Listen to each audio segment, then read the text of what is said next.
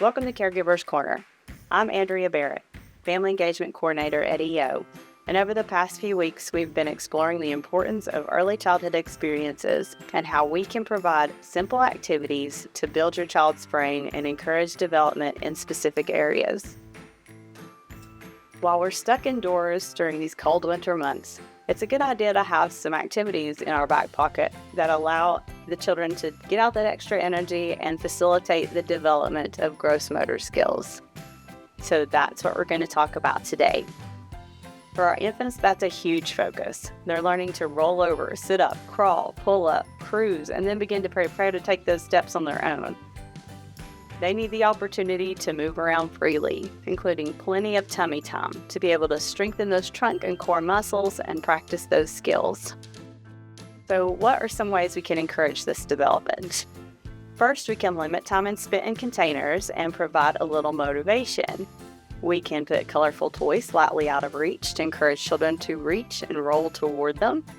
Get down on their level, making eye contact with them and cheering them on. Now, it's not uncommon for babies to get upset after they've been on their tummies for a little while.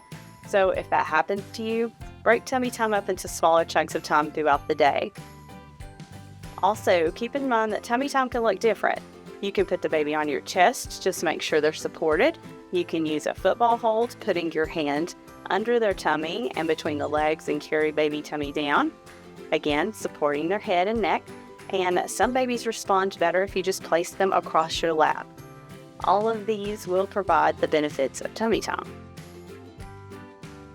Now, for our older kiddos, in my opinion, a ball is the absolute best open-ended toy. Not only are we working our muscles and hand-eye coordination, we have the opportunity to work on turn-taking and self-control. You can begin by rolling, tossing, and kicking the ball to each other. With older children or a group, you could even ask them open-ended questions and have them answer when it's their turn with the ball, like, what's your favorite animal? Show us how that animal moves, and then everybody try it. You could also mix it up by having the kids pass the ball with their feet or their elbows. With an empty laundry basket or two, you can quickly have a basketball game. And you can practice tossing beanbags into various containers. We have store-bought ones here, but you can also make your own with any of those socks that the dryer has eaten the mate for. Just fill them with rice or beans and tie them up tops. Empty containers. Coffee canisters are great, but any bowls or buckets will do. You can also make your own targets with paper plates. And again, if children need more challenge here, you can make the targets worth different point values and see who gets the most to add a little math in there. You can also make your own bowling game, knocking down into 2-liter bottles, puffs, or coffee creamer containers with the ball or the bean bags. You can also use painter's tape to make a balance beam, hopscotch, or ladder pattern on the floor to work on jumping. Again, for a challenge, try jumping on one foot.